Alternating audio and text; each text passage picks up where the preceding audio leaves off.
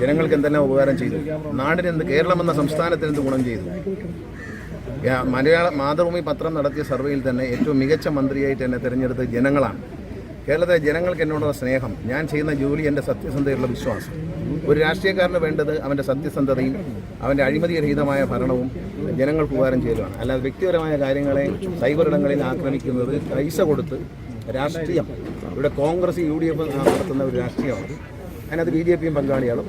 രാഷ്ട്രീയമായി ഇത് ഒരു കാര്യം ഞാൻ പറയാം, പത്തനാപുരത്തെ നിയമമണ്ഡലത്തിൽ ഇത്തരം കഥകൾക്ക് യാതൊരു പ്രസക്തിയില്ല. 2001 ആരാണ് ഗണേഷ് കുമാർ എന്നറിയില്ല, വെറും സിനിമാ നടന് ബാലകൃഷ്ണപിള്ള സാറിൻ്റെ മോനാണെന്ന് മാത്രം അറിയാവുന്ന ഒരു ചെറുപ്പക്കാരൻ പത്തനാപുരത്ത് എൻ്റെ മത്സരിക്കുമ്പോൾ എന്നെപ്പറ്റി പറയാത്ത അസഭ്യമില്ല. അന്ന് എൻ്റെ ഭാര്യയായിരുന്ന സ്ത്രീ എന്നെപ്പറ്റി 25 പേജുള്ളൊരു പുസ്തകം അടിച്ച് തിരുവനന്തപുരം കുടുംബ കോടതി കൊടുത്തിട്ട് അത് ഈ വീടുകളിലെല്ലാം വിതരണം ചെയ്താണ്.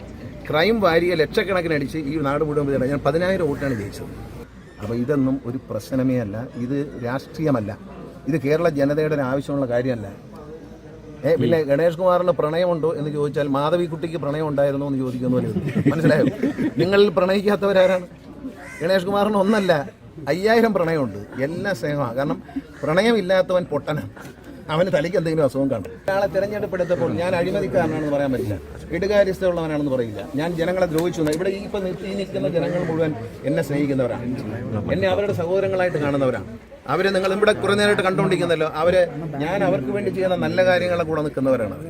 ഒരുത്തന് രാഷ്ട്രീയത്തിൽ പാവപ്പെട്ടവൻ എന്ത് ചെയ്യുന്നു, പാവപ്പെട്ടവനെന്നോ പണക്കാരനെന്നോ നാടിന് എന്ത് ചെയ്യുന്നു എന്ന് ചിന്തിക്കാനുള്ള ബുദ്ധി പത്തനാപുരത്തുകാർക്കുണ്ട്. ഇതിനേക്കാളും വലുത് കഴിഞ്ഞ മുമ്പത്തെ ഇലക്ഷനിലുണ്ടായിരുന്നു. 2013 ഞാൻ രാജിവെച്ചതിന് ശേഷം വന്ന ഇലക്ഷനിൽ എനിക്ക് ഭൂരിപക്ഷം കൂടി.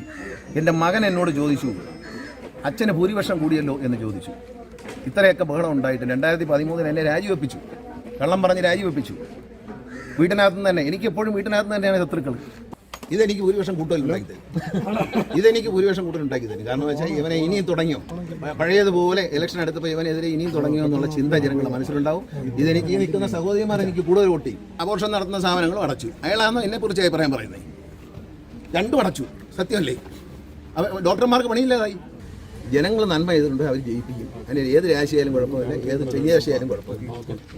NSS ജനറൽ സെക്രട്ടറി എന്നോട് ആവശ്യപ്പെടുകയോ ഒന്നും ചെയ്യാത്ത, അദ്ദേഹം പോലും അറിയാത്ത കാര്യങ്ങൾക്ക് അദ്ദേഹം തീരുമാനിക്കും. എൻ്റെ കാര്യത്തിൽ അദ്ദേഹം എന്നോട് പറയുകയാണ്, ഗണേഷ് കുമാർ നിങ്ങൾ രാജിവെക്കുമെന്ന് അദ്ദേഹം പറഞ്ഞാൽ ആ നിമിഷം രാജിവെക്കും. കാരണം ഞാൻ അദ്ദേഹത്തിൻ്റെ കൂടെ എൻ്റെ പിതാവിൻ്റെ മരണശേഷം എൻ്റെ പിതൃസ്ഥാനീയനായി നിന്ന് എന്നെ അനുഗ്രഹിക്കുകയും സഹായിക്കുന്ന വ്യക്തിയാണ് NSS ജനറൽ സെക്രട്ടറി. പറയാൻ എനിക്ക് യാതൊരു ലജ്ജയുമില്ല, അഭിമാനമേ ഉള്ളൂ.